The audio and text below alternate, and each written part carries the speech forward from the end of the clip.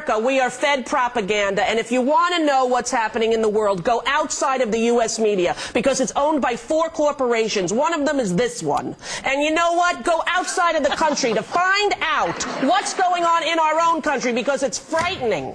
It's frightening. And if you don't think we're being brainwashed as a whole country, I think not. I think democracy is threatened in a way it hasn't been in 200 years, and if America doesn't stand up, we're in big trouble. No, but do you think Iraq had anything to do with 9/11, Elizabeth? You know what? That's something that I struggle with. Did Iraq have anything to do with blowing up the Twin Towers? I believe that at the time, George Bush was our president, was faced with a decision, and all the evidence stated that it did, and all the evidence that all the Democrats who voted for this war saw, and also believe that all the cherry-picked evidence. Okay, well, the evidence that they saw indicated that Iraq had a part in 9/11, and that they were plotting to use those weapons of mass destruction in You still think this now? Hang on. He had the choice to make the mistake and go in there, assuming that they did or that they didn't. Okay, I'd rather him make the mistake on the fact that, yes, they had it, and at least we went in there. Let me ask you one more thing. Do you think the government purposely misled the American people to believe that Iraq had something to do with 9/11? No. Yes, says the crowd.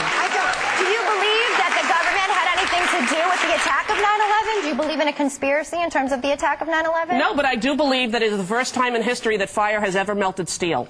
I do believe that it defies physics for the World Trade Center Tower 7, Building 7, which collapsed in on itself. It is impossible for a building to fall the way it fell without explosives being involved. World Trade Center 7. World Trader 1 and 2 got hit by planes. 7, miraculously, the first time in history, steel was melted by fire. It is physically impossible. And who do you think is responsible for that? I have no idea. But to say that we don't know that it imploded and it was an implosion and a demolition is beyond ignorant. Look at the films. Get a physics expert here from Yale, from Harvard. Pick the school. It defies reason. Let's get one. Let's get one, because that is the unthinkable.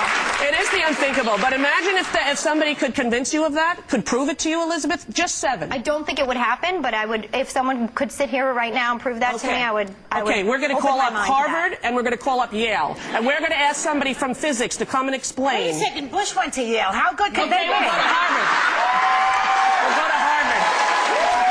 We're going to take a break, and we'll be right back in America, land of the free, home of the brave. Peace out. We'll be right back.